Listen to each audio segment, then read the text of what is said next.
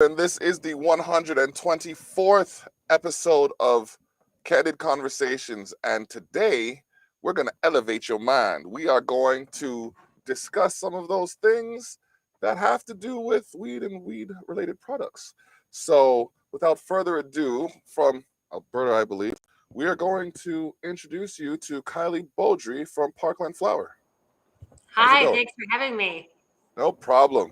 Glad you're here because it's ironic because of all the episodes that I've done, I want to say the last 3-4 months, maybe year, I've decided when and where I'm going to have a blunt. And this is the one time I don't, ironically enough. I'm here like, wow. So, oh man, how are you doing today? I'm doing really good. It's a little chilly up here in Alberta. Uh, Yeah. yeah, minus 25 today.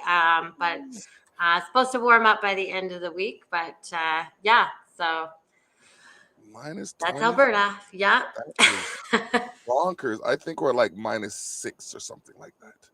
Yeah, well, it's better than minus 36. We were in a major polar vortex over the Christmas and the New Year's Yeah, holidays. So it's a little bit better. that must have been hell. We It's, had you the know what? It's, yeah. lots of people are like, oh my gosh, that's so cold, but the sun shines bright every day. Like it's so cold. You don't have a lot of cloud cover. So that's the one kind of saving grace when it gets that cold. All right, all right. True, true. Yeah, no, as Canadian as I am, I was born in the summer and I'm wearing layers right now. I don't care. Nah, like one, I got my balaclava, then I got my t-shirt. I'm not. I don't know how people do it, man. I've seen people like last week. People were out there in shorts, Oh, still, wow. That's awesome. still. I'm like, okay, hockey boy, you have fun. Oh man, it's crazy. So, oh life. Oh man. We met at a convention at the Scotiabank Convention Center in Niagara Falls. Yeah, the How grow the up gro- conference. Yes, yes. How did you hear about that, and what brought you all the way over here? Well, that was the third. That was the third conference that they have put off in Niagara Falls. And I have attended all three. Okay. When I first heard about it back in 2018, I was really just kicking off my company and getting it started, and so I was just trying to get as much information as I possibly could about the industry, about what it took to get licensed, and just really wanted to rub elbows with industry professionals that were already in the space and that had been doing it on the medical side Mhm. because it was pre-legalization. And Okay. so, yeah, I went to that first one and went back for the next one, and then of course COVID, and this was their third one. So a lot of things changed from those first two to the one I attended this time. Okay. Okay. Yeah, COVID's running rampant. It's like Yes. everything. Nothing is. It sounds like an obvious statement, but it's like there's barely any semblance of what used to be. It's like you go like when I remember like even hugs, things like hugs. You go to approach somebody now. Like if you even go in their direction, they're like, you're like, all right, cool, cool. But like, I don't know. What have you noticed is the biggest change since COVID with your business? Well, pre-COVID, so prior to March of 2020, we were not licensed yet. We had started building out our facility in October of 2019, and we were sort of expecting that we would be licensed around February, March. And of course, then COVID hit. Our license got delayed. Health Canada sort of turned their sights on figuring out how to deal with a pandemic. And so some of their resources kind of got pulled from our side of things. And yeah, we had to muddle through those months where we were experiencing these licensing delays. And then we got licensed in August of 2020. And we just hit the ground running. And so since that time now, we've successfully launched 7 products into the Canadian market. Actually, 9 products, 7 different seed cultivars, as well as 2 pre-roll products. And we're working on a lot more and developing that. And then in June of 2020, this year, or well, I guess 2021, sorry, last year, our company was acquired. And so, a lot has happened in a very short period of time. And we're just really excited about having support and backing and building out our product inventory and bringing some new genetics to the market this year. Awesome, awesome. Now we're talking about genetics. Let's go a little bit further into that. How long have you been experimenting with these genetics, and what is your goal with them? Well, I have a team. There's myself, and then my original co-founder with me, Dustin. He's our master grower, and we've since grown and developed our team. We have an in-house breeder that is from Humboldt, California, that brings over 40 years of guerrilla growing, breeding, classical breeding. And so we have his expertise. My grower's been growing for about 25 years. His grow mentor had been growing for about 40 years and imparted all his knowledge. So we do have quite a base of knowledge around growing cannabis, even especially in commercial environments.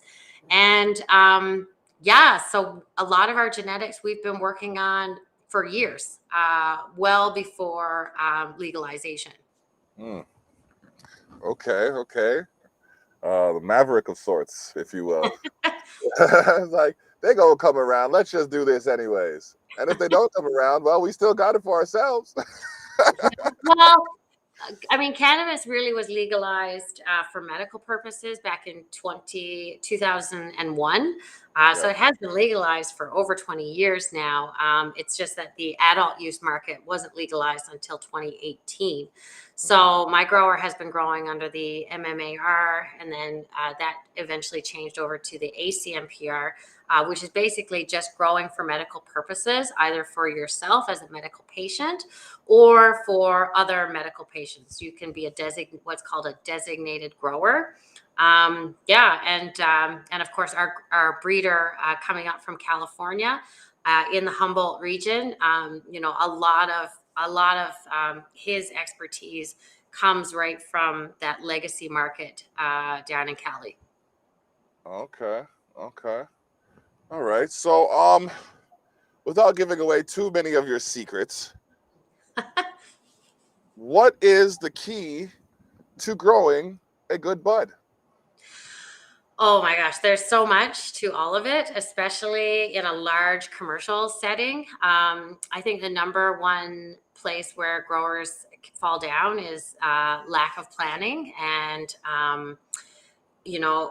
environmental control is huge. When you're attempting to recreate basically outdoor conditions. You're growing a plant that normally grows under the sun, outdoors, usually in more of a temperate climate. I mean, we were just talking about how it's minus 25 up here.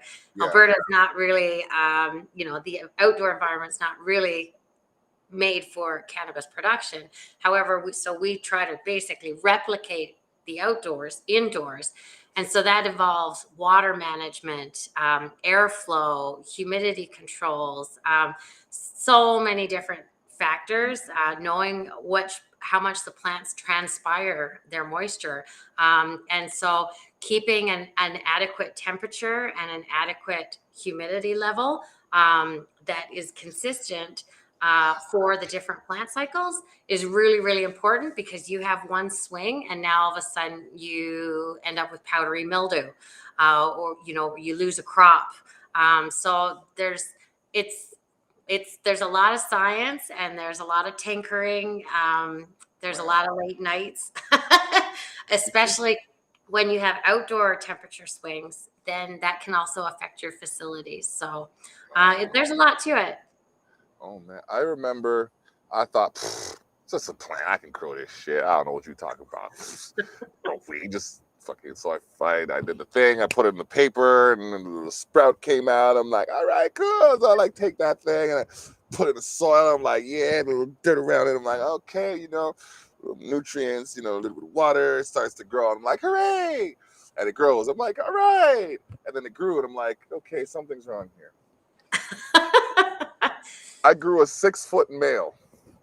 Oh, and that happens. That Yeah. happens lots. Yep. Yep. I was like, oh my God. And the thing is, like, I think it started female, but I had an artist over, and for some strange reason, they didn't have control over their child. So instead of telling their child not to grab the stalk of the tree and bend it sideways, little baby, they're like, oh look. Like, Oh no. I came upstairs and I saw the tree like the tree was like this when I went downstairs. I came back up, it was like this.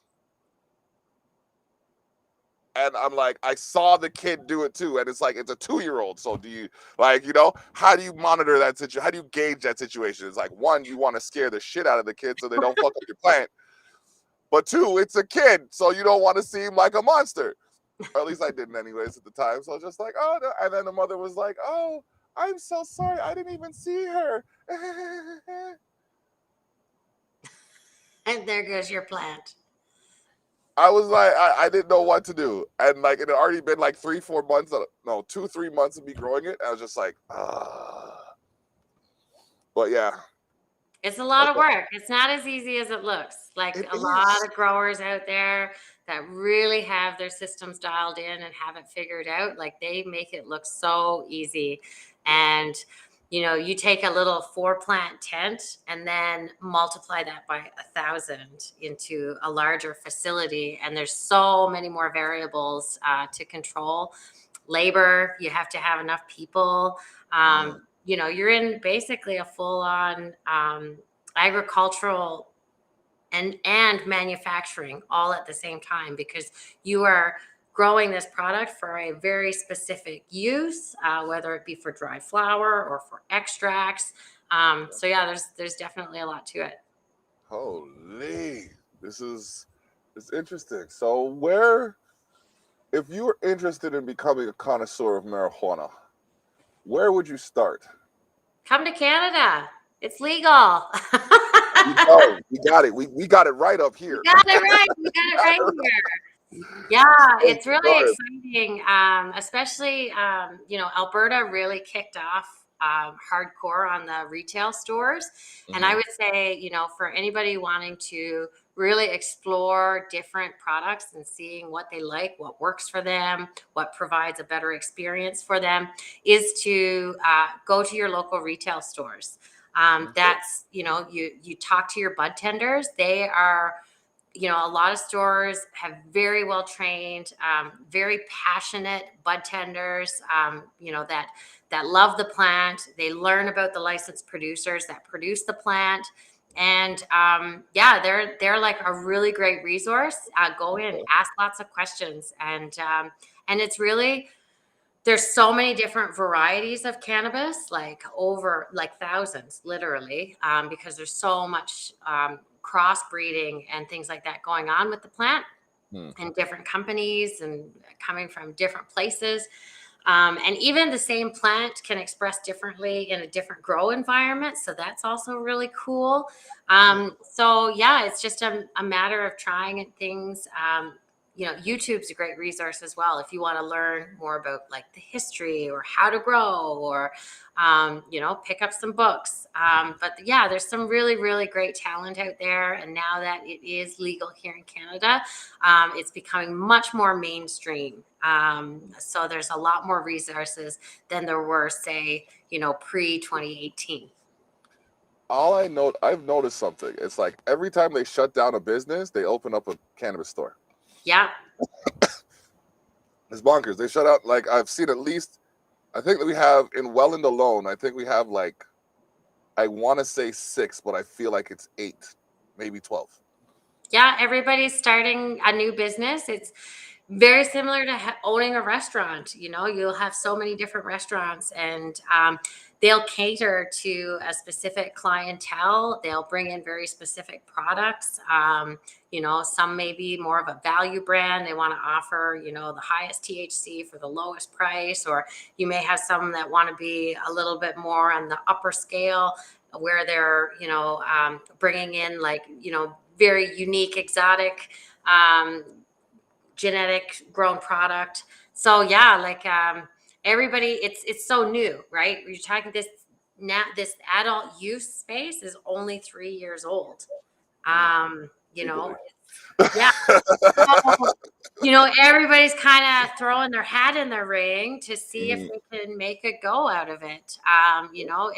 There's from people that have been consuming cannabis for years and, have been really passionate about the plant, to people that are looking for a lifestyle change, that they're like, oh, I've been working in mechanics or oil and gas or farming or whatever, or like whatever industry it is, or I'm gonna try to open up a retail store, and they do, or I've got a bunch of capital and I'm gonna give this business a go. And everybody also saw like the big dollar signs and the green rush, so I think that's also a part of it.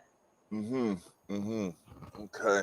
All right. So, what is I want to say what is the best part about growing weed? The best part about growing weed, well, I mean, there's definitely a huge sense of satisfaction. I think you have to look at it whether it's, if I'm growing for personal use or if I'm growing for patients or for the consumers market. So for myself, like one of my favorite things about when we put a product on the market is getting the feedback from consumers. Back in the day, we would get our feedback from patients. Mhm. So and the other thing is that we're selling seeds. So it's a big lesson in instant gratification, because you don't get it. Like you put out a flower product, people consume it right away. They give you your feedback. Whereas you put out seeds on the market, that person takes them home, they germinate it, they grow it out. You Terminate. That's the word. follow their journey, and then it's like a 4-month process before they actually get to smoke it and try it. And so that's one of my favorite things. If you check out our Instagram, Parkland_flower, Mhm. that's where you can, it's not even, there's some pictures of our facility, but we mainly share all the photos and the journeys of our home growers that support and purchase our genetics. And that's one of my favorite things about growing. Nice. Nice. Yeah, it's a sense of fulfillment to get. Like, I like seeing people accomplish their goals, Yeah, kind of thing, and to help them. I mean, that's my life's work. I do human rights advocacy. So, but it's just interesting to see someone gain the gratification of completing a task with their own energies. absolutely. It's just like growing your own food. Yep. Growing your own food is satisfying. It's fun. Like you share a meal, and like your first time you might get like a couple of tomatoes, or you did, but you learn and you grow and you get better. Like for example, today, and this actually happened today. I just got a phone call out of the blue, and it was a customer, and she was a mature, probably in her late 50s. And she was just like, this is my first time growing cannabis. I have your seeds. This is where I'm at. The plants they're starting to look like they're kind of ready, but I'm not sure. And, so I was just giving her a few tips on, what to look for to see that it's finished off. And Mhm. then she's like, My kids think this is so cool. She's like, I've never grown cannabis before. My kids asked me what I was planning to do, and I'm like, I'm going to grow weed. Ah, nice. Maybe you have someone that's never grown it before, and and they obviously have kids, that are sort of older, and like, Yeah, that they probably now purchase their weed at a dispensary or a retail store. likely. So like, it's just really neat to see that. We do actually get a lot of seniors that grow. Like, Really? it's one of the fastest growing markets in Canada are seniors, because they're they're looking for alternatives to pain treatment, things to help them sleep, things to help increase their appetite. Hmm. And a lot of seniors are like avid gardeners. So they purchase our seeds, and then, they want to see if they can grow cannabis the same way that they grow, their prize flower garden, So I Hmm. think it's just really cool. It normalizes it. It makes it more mainstream. I think that's the really Yes. key thing about growing your own. Okay. Man, this is, I'm learning a lot. I'm learning a lot about this. I realize that's why I leave it to the professionals. Uh, Hey, we I've all been, started somewhere. yeah, My grower did not grow like just like trips and quads like his very first grow, and it's a process. You learn what worked and what didn't work. I just, I just wish I was more patient. That's Yeah. all. I like gratification. I blame Amazon and people like that because like I make the call, I wait a little bit, and then it arrives. I remember having a garden at we had a garden at our house when we lived in Ajax, and my dad grew a whole garden of we call it callaloo, but it's basically spinach. And when I saw how many people were able to eat off of that one one harvest, it was like, okay, I want to do more like this. But now with like the weed industry or the marijuana industry the way it is, it's like I'm trying to tell my dad, like, yo, if we have some acres, you need to grow some weed. Yeah. Like, you just, I mean, I know I shouldn't tell you what to do because you're my father and stuff, but we need to grow some weed. Yeah. There's just too many people that want it. It's like, well, if we talk to the right people, we can. So yeah, yeah, it's like I thought it was like a little number. Like, I thought it was just a couple. No, he's working with a couple dozen. So yeah, I'm just like looking. How does one cultivate their land to make it like okay? I remember I was talking a while back, and you said there are some places that will only take the indoor grown, and there's some places where you have to grow a specific way if you're growing it outside. If I Uh, remember correctly. so, for example, like Yeah. Israel, when they have cannabis imported to them, they have very, very strict requirements on if it is grown indoor. It has to Hmm. be grown hydroponically, or it has to be grown in an inert medium, meaning something that's like cocoa. So there cannot be any microbials whatsoever. And so that's interesting. And being the only like G1 country, like G7 country that has it legalized right now, there's just other countries now that are just catching up and have their own rules and regulations. I mean, I think ultimately, sun grown is where the market will eventually go. There will still be indoor, but there will be, you know, the Colombias, the Costa Ricas, the Jamaicas, Mm. where this plant has grown before, the Afghanistans. Like, these are the places where a lot of these cultivars came. Some of them came from and originated places out in India, all across the world, that sort of are around that equator where you have naturally 12 hours of darkness and 12 hours of light. That's what the cannabis plant requires for a flowering cycle. So like a photo period in that sense. And Okay. so, yeah, like it's, yeah, there's going to be so many different changes and it's going to evolve. It's, it's crazy where it's come from. How are you? How's it going? It's been a Good. while. Good to Yes. see you. Yeah. Can you hear me all right? I just put the mic on. Sure can. Oh, cool. I heard cannabis talk coming out of the basement. I had to come down. Yep. You know how we do. Yeah. Ironically enough, the one time I don't have a blunt. That's okay. It's all good. Weeds on the way. Yeah.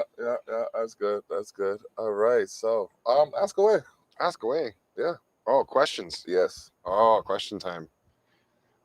So on the outdoor grow, no. So have you been a part of any of the ones in Canada yet? Have you seen any of what's going on up here? Like I've seen some of the fences going up and some of the stuff going on, but I haven't seen much of the actual what's going on logistic wise and things like that. Is it? There are quite a few outdoor grows here. Whether they have been successful is still yet to be seen. There's not as big of an appetite for outdoor grown, mainly due to numbers. It's you can grow over 20% THC outdoor, but you have to have that dialed in. You have to have like the climate has to be absolutely perfect. I mean, you get climate in BC and some of southern Ontario that you can grow that primo outdoor cannabis. We haven't quite seen it yet, to be honest. I think the other thing is there seems to be this stigma that indoor grown is better. Like it's, higher potency. I'm not sure where it comes from, but yeah, like, I mean, That's probably from the we are block. a fully indoor facility, but that's because we are in Alberta. We don't have the right Yeah. climate here. But so in order for us to do this, we have to be indoor. The advantage of being indoor versus outdoor is that I can do 4 to 6 cycles a year. Whereas outdoor, you can do 1, maybe 2, depending on your where you're sort of positioned. Like if you're further south, you might be able to bang out 2 in a year. So that is the advantage of that, is being able to do more cycles. Outdoor, you're going to grow big monster plants. They tend to be a lot harder to harvest. You've got big plants, so you have to have a lot more labor to cut all of them Yeah, down. I've been seeing some interesting ways Yeah. people want to tackle that problem too. Yeah, We do have a comment here. go ahead. All right. So what do you think about this? GZDR4F, I mean, great name. You can take a multivitamin or a multi-mineral pill to get your daily recommended nutrients. Are there strands of cannabis that are infused with vitamins and minerals that you can smoke? Oh, interesting question.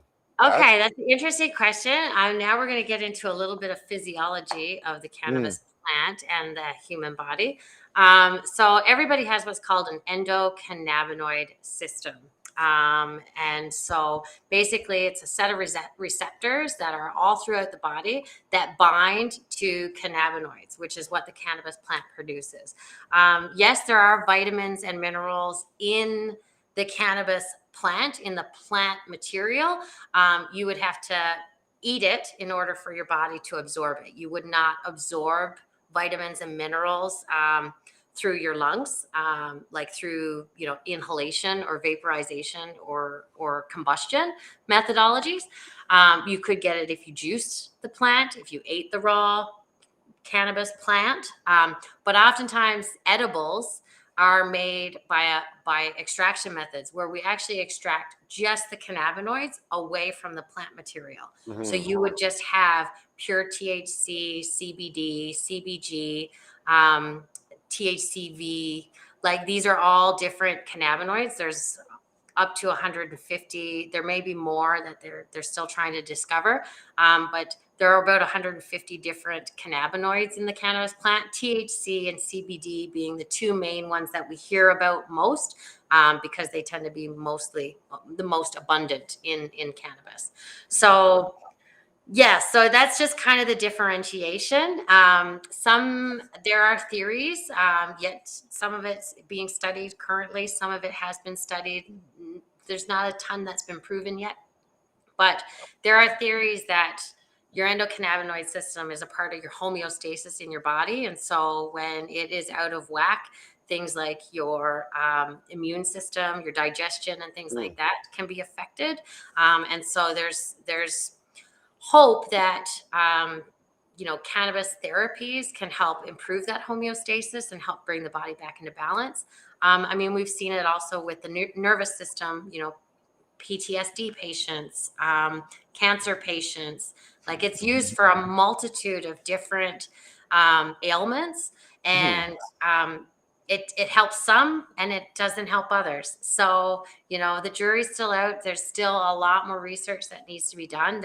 There is a lot of research, and there's a ton of anecdotal evidence that the cannabis plant helps with a lot of these things. But yeah, so I hope that answered your question. I probably went off into a big long tangent That's on it. actually really interesting, though, because I was gonna say I really appreciate the vocabulary, because there's this stigma associated with people who smoke weed, that people think that we don't have the capacity to express ourselves with multisyllabic structure. so yeah, good on you. Go ahead. Well, so on the same note, though, so from what I was reading, the hemp seeds themselves are also considered a superfood. So a lot of the omega acids and things like you would need for your brain can be found in there. So so different parts of the plant at different stages could provide different things as well, from what I'm reading. Absolutely. I remember you sent me a link the other day in the chat, and it was a comment, I think, about, and I'm going to say this, and I might not say it the right way. So if you're listening to this on Liquid Fire Radio, shout out to Christy Hales, or if you're listening to this on YouTube, I might be wrong, but I'm just saying it how I remember it. So I'm prefacing this so you don't at me, because I'm that guy. Do some research and correct me if it's wrong. Exactly. If I'm wrong, correct me respectfully with information that is accurate and valid. That being said, I've heard through the wind that there is a belief that cannabis can help stave off some of the effects of, well, not stave off the effects of COVID, but can help combat that one, the reception of COVID. Yeah, it prevents the binding to the cells in the lungs and things like that. Yeah. That wasn't peer reviewed yet, just so you know. It's not a peer reviewed study, and it is also a study that was done in a dish on cells. Yes. So it has not been proven out in humans yet. They're working on it, but so they're working on it. There's lots of studies. There's studies about mushrooms, like different mushroom compounds, and COVID happening right now as well. Because I saw an antigen in tobacco also had one too. Yeah. So I mean, there's again, until it's a peer-reviewed, double-blind study, with a large case study, like a large number of people, I would say go get vaccinated. So I believe I am definitely. On that note, though, there is I believe I was reading also about a plant-based vaccine coming out of Quebec, which was not as effective as the mRNA ones, but was pretty close. They found a spike protein in a plant that they're able to extract. Very cool.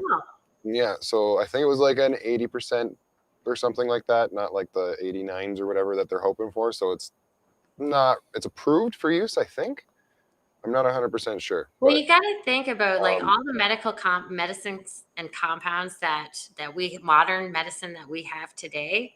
Okay, a lot of those came from plants. And now what we have done is we have figured out a way to synthesize them and be able to produce them at mass scale for the population that we have.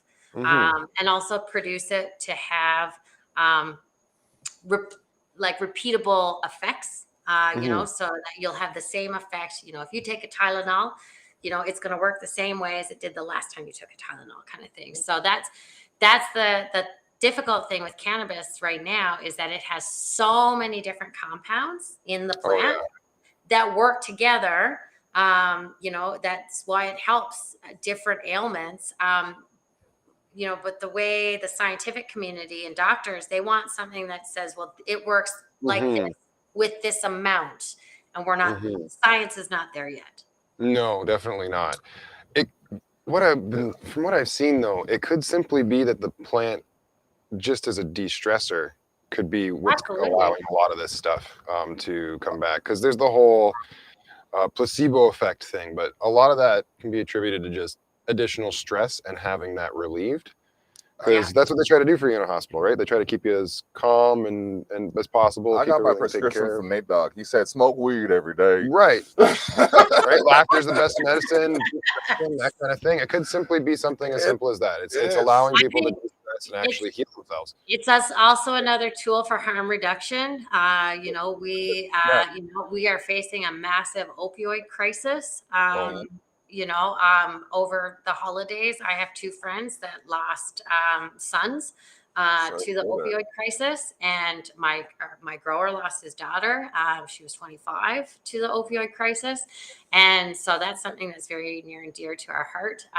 It can help combat alcoholism.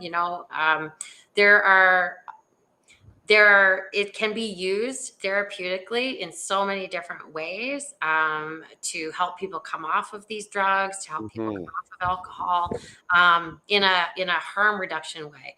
Because a lot of you go into rehabs or things like that, it's all about abstinence and cutting off the supply. And sometimes folks are going through addiction. Doesn't just come, it's not something that just happens, it comes from trauma.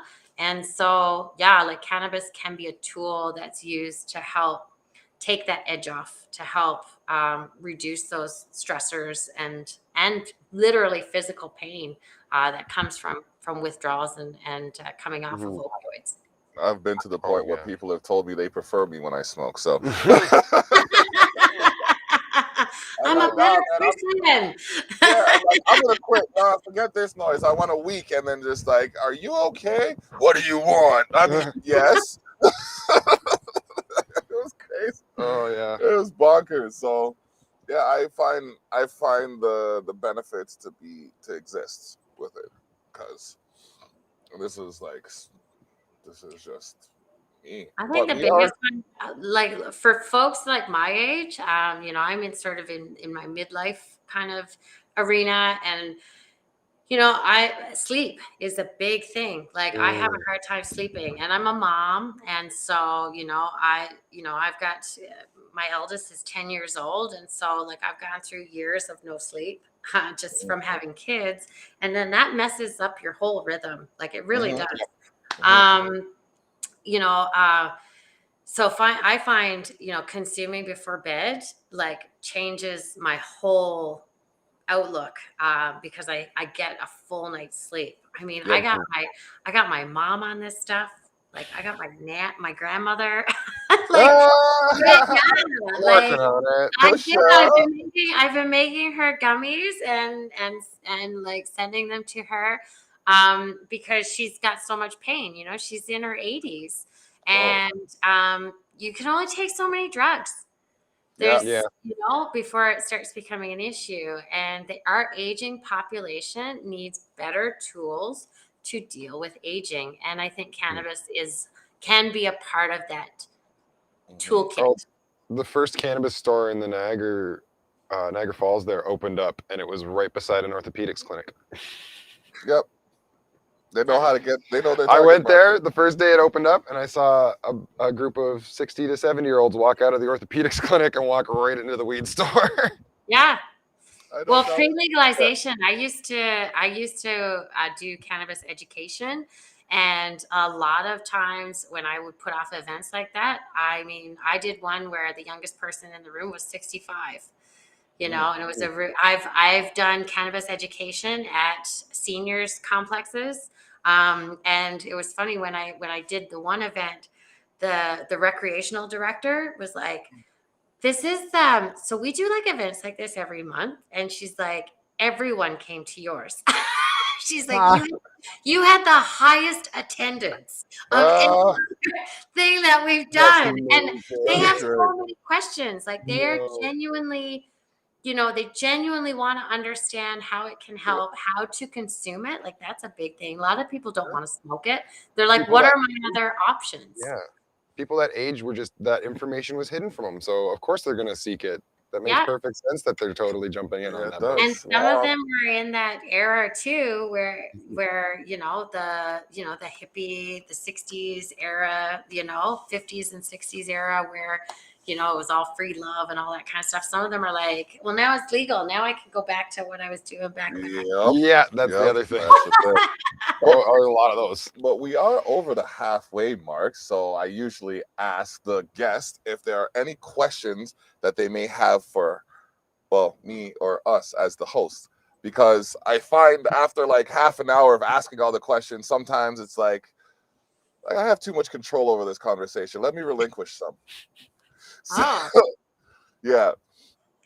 so questions for you folks? Well, I Yeah. mean, first of all, I just want to say I really appreciate you having me on to talk about this topic. It's obviously something I'm really passionate about.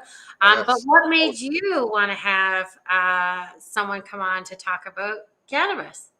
Well, honestly, the lifestyle, the Mm. way, the amount of people that are involved with it, the amount of time that I've spent with it, I felt like it would be good for, well, myself and some viewers to see like the lesser shown side of it, like the art behind the creation of it. So to hear you talk about it and what goes into it, people realize it's more of a craft. It's not just a bunch of Hmm. like hooligans sitting down on a street corner trying to, siphon funds out of society. It's an actual art form that you have to take time and dedication and passion to do, but I just didn't know enough about it to speak on it. So I figured I'd find an expert like yourself. There you go. Very cool. Yeah. Trying to think what else to ask. I was not prepared for this. I didn't know that. I would have to Yeah. ask some questions.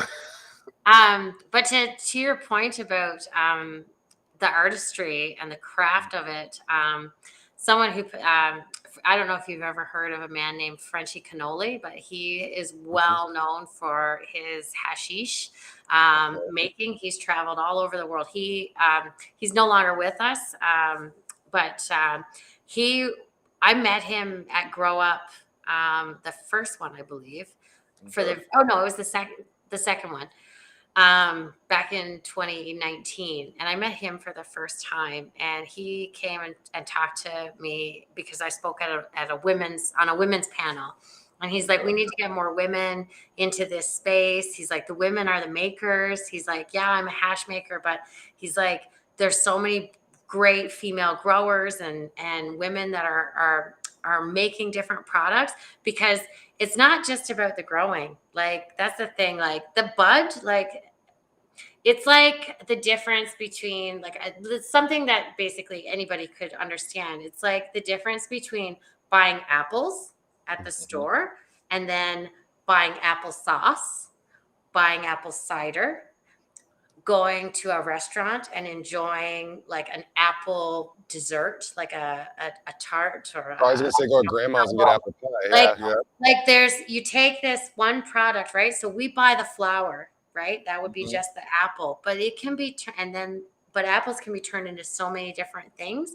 And Mm. cannabis has so many, like, because it's an oil based, like cannabinoids are an oil, like they don't mix well with water. So it's just neat, like the hash makers and the guys that are doing like live resins and terp sauce and Mm. all of this kind of stuff. Like we're only really, like, a lot of this tech has come from the legacy industry, and it's only going to be developed more so that it can be done more at scale and be able to bring the products to more people.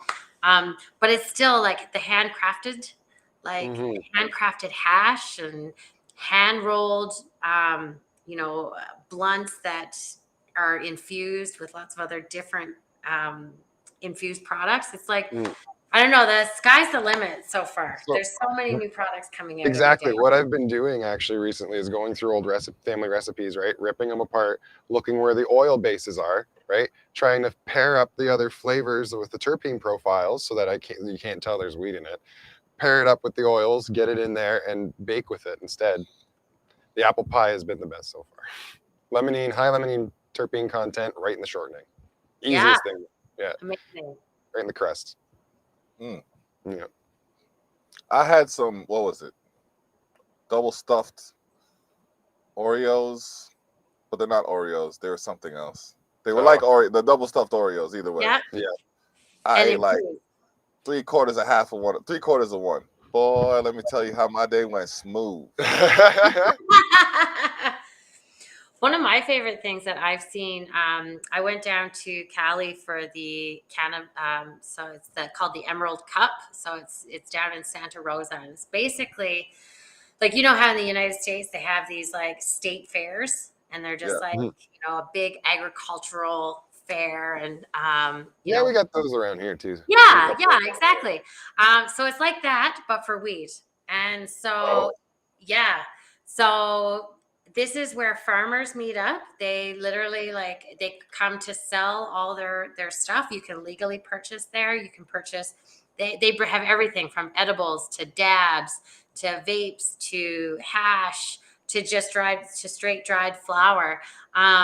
But they had there's this one group of women that had infused marshmallows, like all different flavors. Like there was like she had these brown buttered sage infused marshmallows. Like I was like, I really want to take these home with me, but I have to travel back to Canada. I would like buy cases of these. Like they're so good. I can't wait till that stuff opens up around here. We had some ice wine ones from the Niagara, one of the wineries around here the other day. So yeah, that bring on the weed ones. But we haven't seen these kinds of products yet, because right now it's the difficulties of getting into the provincial wholesalers and the expense. Like it's super capital intensive to stay compliant with the regulatory bodies out there, and then to get products into the market. It's really tough. So it's changing and it's getting better, but we'll get there. Yeah, with time, those processes will get ironed out. That's the only way. What would you say is a necessary step for us to get there, though? Like, what has to happen for? We need safe consumption places. That's what I was going to ask you earlier. earlier. Yeah, we don't have bars for weed yet. Yeah, we have safe consumption places for alcohol everywhere. I can go into a restaurant and consume an alcoholic beverage, no problem. Why can't I go somewhere and have a beautiful infused meal? And take an Uber home? Like we're all adults. So I think consumption lounges, consumption spaces. Topicals is another thing. I want to be able to go to a spa and have a cannabinoid therapy spa experience where I get to take an edible. They're using, bath bombs, all that stuff. Yeah, CBD infused massage oils, body lotions, skin treatments. Cover me with weed. Let me roll around. Yep. I want to put it all over my body. Let me do it. Yeah. Just getting them legal up here. I think that's I've had massages like where we use cannabis infused topicals, and like it's a way better experience. I feel that much more relaxed. It's great for my skin. It's great for my aches and pains, and it's also great for recovery after you have a massage. So like there's a ways to go. And I think also we're missing out on the economic opportunities of these types of spaces. Yep. 100%. Yep. If you could have a shisha bar, you could have a weed den. Yeah. That's I've been on the phone with the office of the premier. Asked them, was like, so when are you going to give us somewhere to smoke? Yeah. I mean, no disrespect. You're giving people somewhere to poke. So why can't you give us somewhere to smoke? I don't get it. Yeah. I'm at the point where I'm just walking down the street with my bong in my hand and then moving to an area where it's allowed to be smoking, packing it, lighting it up, and then just, emptying it out, moving on, just carrying it around with me to try to normalize it, right? Like just I'm not smoking out of it, right? I'm not doing anything illegal with it anywhere else, but it's coming with me. Yeah. So I I guess I gotta stop. I can't wait until the day where I can light up a blunt in public and motherfuckers don't look at me like I'm taking the air out of their lungs. Mm. You know what I mean? It's like I ain't hurting you, bro. Why are you looking at me so hard? Oh, I can smell it. So turn your nose that way. Mm.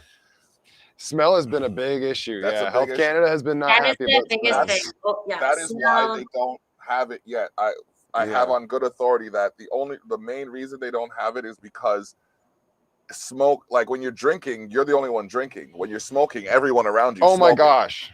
I think we just hang on. Vented, The they need smoke vented buddies. patios. No, you come in. The price of getting in the bar is buying a smoke buddy. And you get the smoke buddy. You and take get the to smoke just, buddy home after when you're done. Yeah. COVID friendly. You only use that smoke buddy. They're like what, $15? I don't know. You bought it. I think they're like 15, $20. If you bought Yeah. a pack of them, they'd be cheaper. I was probably getting ripped off by Buy that. them in bulk. But you know the smoke. You know what I'm talking Yeah, about, right? The I smoke know buddies, exactly what you're filters? talking about. But I Or mean, the the old. other thing is that we have cannabis beverages now. Like I Oh, have been, oh, those right? are great. Right?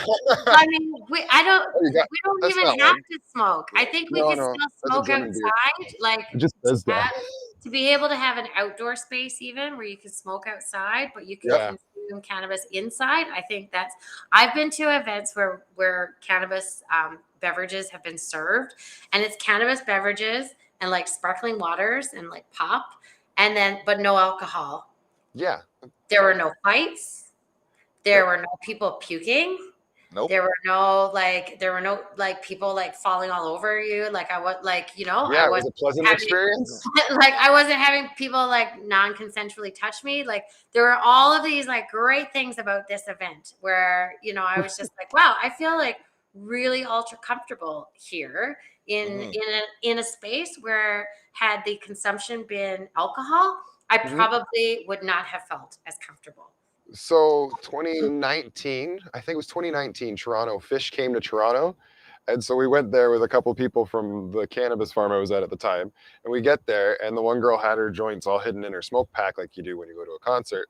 She Yeah. gets to the security, and at this point it's legal, and they're like, "We gotta search your bag for stuff." They search your bag. They're like, "Okay, well, these are legal. I don't know why you're hiding them from us. You have to put them in a little plastic bag, though, and just hold them over your head when you walk through and just announce that you got them. And that's it. You can have them. Who cares?" And so the whole show, there was no alcohol being consumed at the show at all. Yeah. It was a Fish show with just weed and everybody just smoking as much as they wanted, whenever they wanted. Nice. Like nobody was hiding it down or doing anything. It was great. It was just relaxing. It was, Amazing. Yeah, Yeah. super fun. And that was what it was like at the Emerald Cup. Like they had consumption areas that were allowable, which was pretty much not everywhere. There were certain areas that sometimes you just need a break from it too. Like you don't want to be out of smoke constantly, especially if it's an indoor space. But yeah, like it was just great. It was nice to be in such like a normalized setting. Like I'd love to be able to just like, I would love to be somewhere where they have a dab bar, Oh, We had one out here in St. Catharines. yeah. We had one of those out here in St. Catharines. It was crazy. Lots of people don't know, like newbies that have never experienced cannabis. Like these are the places where you would go to learn how to consume properly and also how to consume safely. I think that's another thing that people don't realize. The LCBO has whiskey tastings and things like that. Absolutely. Right? Exactly. You can go down to a winery, you can go down to a brewery, you can go get a tour of where these things are made. They're all there, right? Yeah. So I think it's just time. We're gonna have to weaponize this stuff. Hey, you guys are already letting people get drunk and shit. Why can't you let us get hot? Yeah. Hold on a second. No, look at this dumbass. Look, he getting in his car and he driving. Yeah. Hold on, he crashed. Look at that smart guy. He's walking. We're getting there. They're looking at data right now, right? So, like, the first year of legalization, the saying I kept hearing was, well, the sky didn't fall, right? Like, okay, like, they thought there was going to be a big increase in like, intoxicated driving. Right. They thought there was going to be more car accidents. You know what's happened? Opiate abuse has gone down. People have been, just generally more patient with things. The only thing that's really started happening is people have been more agitated with things that have been. I drink more water. coming against them, I think. Yeah. I think So also we've had 2 years of COVID in there, so I Yeah. think the people are fed up. I scratch that. People are fed up. And mhm. if we don't have, I think like they might have seen this coming, so they're like, okay, let's rush the weed so we can drop that other shit and keep them inside. It's not gonna work though. It's just gonna make everybody like, why were they lying to us this whole time about the weed? What else are they lying to us about? Oh man, Like listen, every kid when they first hit out the joint. I said for years, people were like, "Oh, you shouldn't be smoking weed. It's no good for you." Then my doctor prescribed it for me, and I went back. To Yeah, them. right. I went back to them. I'm like, David, why are you? The doctor said so, and you told me to go to the doctor. Hold up the prescription, just like, yeah. there you go. There you go. It Yeah. is what it is. It is what it is. So, what is your game plan? I know COVID is like jacking things, but like for like, what's your goal with this? I don't want to call it a project because it's more of a mission. I mean, our big thing right now, we have a lot of research and development going on with, we're breeding a lot of different cultivars. We are taking some of the things that, Dustin has been growing, for quite a few years, as well as Ron, our breeder, has been growing for quite a few years. And so we are, a lot of this stuff, some of it we've only ever just grown in very, very small spaces, like, maybe a 25 to 50 plant grow. Now we're growing, we have over 175 plants per room. And so we want to start developing cultivars that for taste, flavor, and effect, as well as commercial viability. Especially for like small micros like ourselves, you're limited on your space. You're only allowed to have so much space to grow in, which is 200 square meters. So you need to maximize the yields that come out of that space, and it makes it a more sustainable product. So we're breeding for faster flowering times. We want to get the same effects like sativa dominant strains or narrow leaf cultivars tend to be 10, 12, 14 week flowering cycles. So we've been breeding them to try to shorten that. We just one of our test runs we just did, which is an electric lemonade, we've gotten it down to just under a 6-week cycle. So that means that you could get one more harvest a year if you run that strain, right? So it reduces the amount of electricity you use if you're growing indoor. You might be able to get 2 runs outdoor in a summer. So like, these are the types of things that we are working on. And we also, when we're putting out seeds onto the marketplace, we put out stuff that are easy to grow. Like, a lot, I would say typically the folks that are buying our cannabis seeds at cannabis retail stores are fairly new to growing cannabis. We are starting to see growers that have been growing a long time transition over and try out our cultivars, which is really, really cool. But yeah, like I think really what we're working on is just trying to grow a sustainable business and stay alive, like survive through COVID and survive through like this very heavy regulatory burden that we're under. Oh yes, that is one of the biggest things right now. Definitely. Doing the micro growing, from what I'm seeing though, the micro cultivation licenses are the way to go right now, because bringing it up to the scale of the big cultivars, they're just having issues when they scale it up. It's the Irish potato famine problem everybody's having right now. You get it scaled up, you got aphids everywhere. You got it scaled up, you got root rot. You got something. Yeah. You get something throughout your whole crop, and you lose the whole crop. So doing the micro growing right now and learning how this is actually going to scale up, because we haven't mass farmed it before. Well, we have, but it was not the plants we're dealing with these days that have been cultivated so many different ways. So the issue is that when you grow smaller, you don't have scales of economy, like or economies of scale, sorry.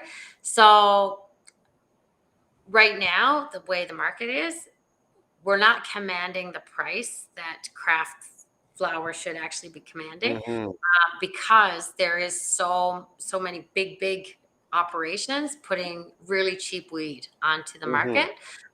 And so it's when you have the provincial distributors that are gatekeeping being able to get a product onto the marketplace, they're saying, Mhm. well, this weed is 20% and this weed is 20%, but these guys produced it for 10 cents a gram.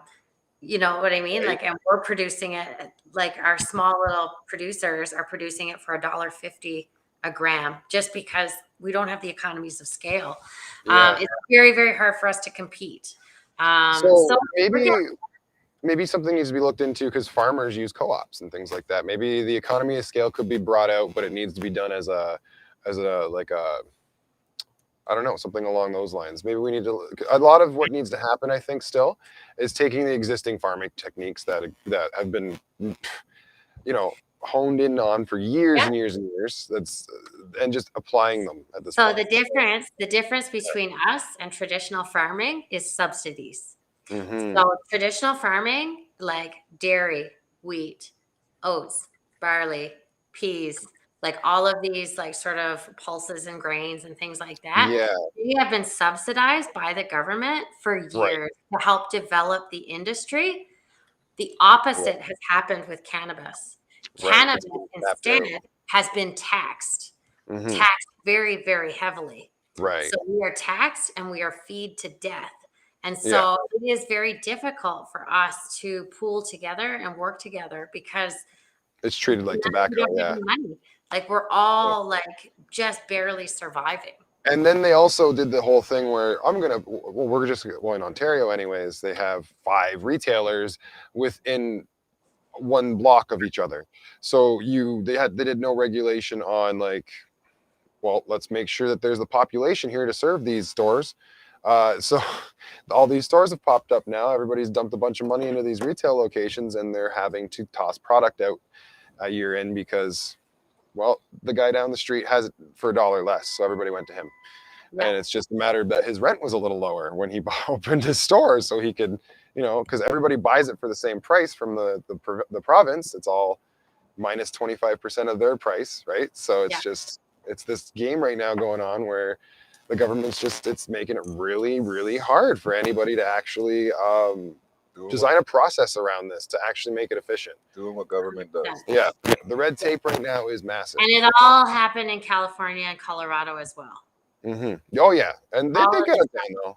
Yeah, all of this stuff happened down there, and it's still going on. Oh yeah. What's going on there is the overtaxation is a huge problem in California. Well, I remember reading when it first went in Colorado there. The first year they had it, they wound up taxing so much on it that everything wound up being paid for in the government and then some. Like they had so much money left over. They're like, everybody's getting a $5,000 check in Colorado, I guess. Sorry, we taxed everybody too much. Like it was that much money they ended up getting. So there's a Wow. lot of volume here that is going through. It doesn't need to be this price. It doesn't need to be this tax. No, it because doesn't, the but volume is there. The It's just hidden problem from is there aren't a lot enough of stuff. people speaking on it. It's Mhm. just, you know what I mean? Like if the problem affects 1 million people and only 100 are talking, the 3 assholes in control aren't going to listen. Mm. But if we all say, hey, if we all unite and say, hey, listen, this is what we want, and if you don't give it to us, you don't have a position in government. I think it took 80% of the popular vote or like polls and stuff before they Yeah. started actually Yeah. looking at even legalizing cannabis. Yeah, you can't. Right? We can't let them. Nah, man. Like 80% of our population in Canada had to be on board with it before they even started going. Okay, maybe we were wrong. Okay, but like, so then 80% of the population is gonna have to rise up again and say, hey, this is what we want. Yep, that's how that goes. That's how it goes. We the people control the politicians. We gotta stop acting like it's the other way around. Sorry, I'm on the phone with the office of the premier every week. Yeah, it is one way to get things for the done. last 11 years, 12 years. Yeah. Every week. Not a week. I've missed 2 weeks in 12 years. Mm-hmm.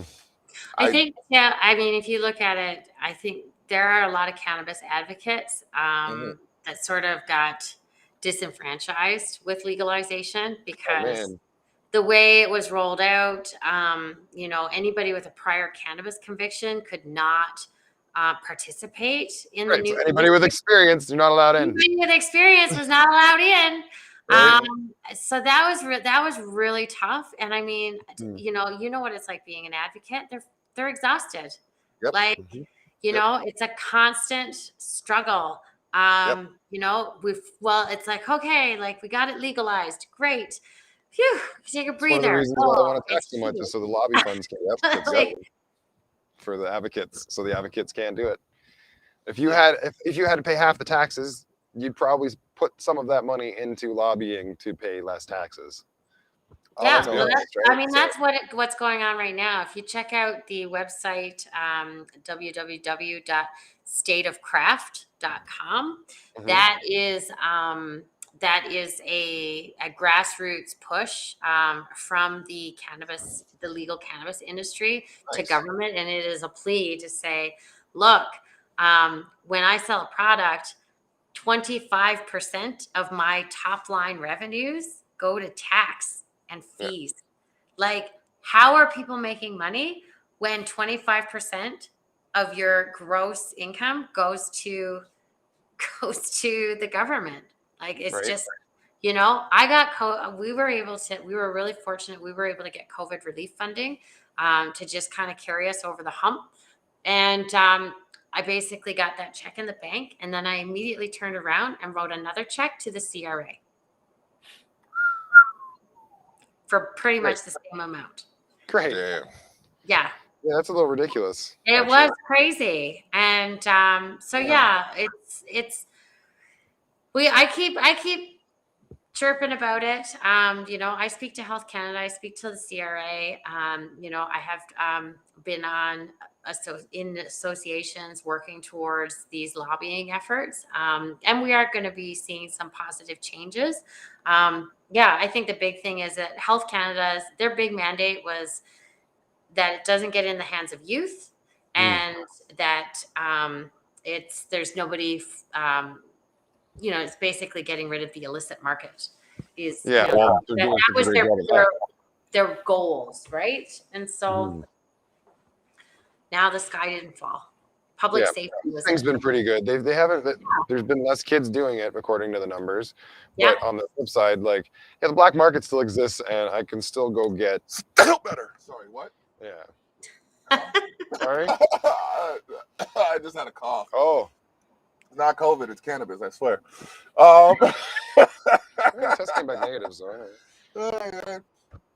All I know is, like, we will have to, like, I see so much potential in what's happening. Hmm. I'm going to do what I can to use my voice to make sure that these things are addressed effectively. And, like, let's work towards getting some of these freedoms that other more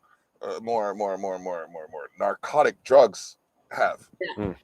Mm. If I can walk into a bathroom and see a needle deposit dispensary or a deposit thing, I should be able to go to not a bar or something and see like a vent tented out the thing. Just get better ventilation systems in your clubs. Oh, if they did that, then they would have to admit that the smoking could have been allowed inside this whole time. Yeah. On another note. On another note, but we're not trying to be too controversial. Just enough. But yeah, it has been great talking with you. Is there anyone you wanted to shout out before we close up? Well, you know what? I have to throw a big shout out to my business partner and master grower, Dustin.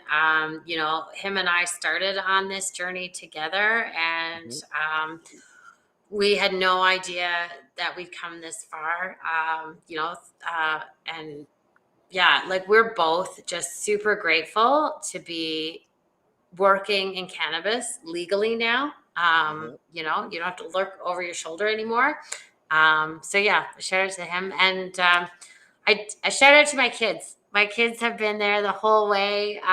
They've literally, they were in my facility when we were first doing construction. Nice. So it's been really cool for them to see mom, build this business and grow it, and be really passionate about something. And so it's a legacy that I leave with them. So Yeah. So would you consider them to be flower children? Sorry. Would you consider them to be flower children? Absolutely. A hundred That's percent. awesome.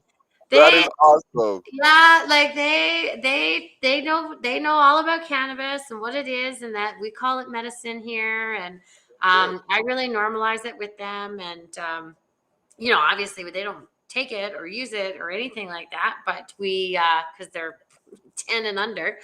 Yep. But we do talk about it because Good. this is my livelihood. This is what puts food on our table. So why wouldn't we talk about it? It's no different than a dairy farmer coming home and talking about his cows. Like, you know? There we go. Mhm. There we go. So you're more than welcome to come back and have another conversation with us I would in a love future that. episode. Yeah, and thank you for your time. Appreciate you showing up. And Parkland Flower, ladies and Mhm. gentlemen, Parkland Flower. Look them up. Do what you can to, provide any assistance you can in their direction. Buy some stuff from them. Who Yeah. knows? You guys We're have gonna merch, have right? the new seeds dropping in Alberta, and we've got 3 seeds dropping in Ontario. Oh, So take seeds. a look Right. for them. Yeah, Yeah, seeds. ask I for gotta them. get some seeds. I need something for this year. Yep. Yeah, we Yeah. have Northern Lights Autoflower, Oh, you green. do? Yeah, Northern Lights Oh. Autoflower. We have a Violator Kush. We had to call it V Kush. Ugh. Could not use the word violator. So, and then we have Green Tie is our newest release that we're going to be launching. Green tie. Green Okay. Tie. Huh. All Yeah. right. All right. I'll have to process the hem or the stem on that one and make a green tie out of it. There you go. My Absolutely. mom processes fibers and stuff into Oh. on the side, so yeah. Okay. Might Okay. buy some green tie seeds and make a green tie out of it. Send it your way. That could be fun. That's awesome. Well, don't let us keep you. I'm sure you have endeavors Awesome. to address. Thank you Thank you again for so your much. time. Yes. Bless up, and we'll talk again. Take care. All the best.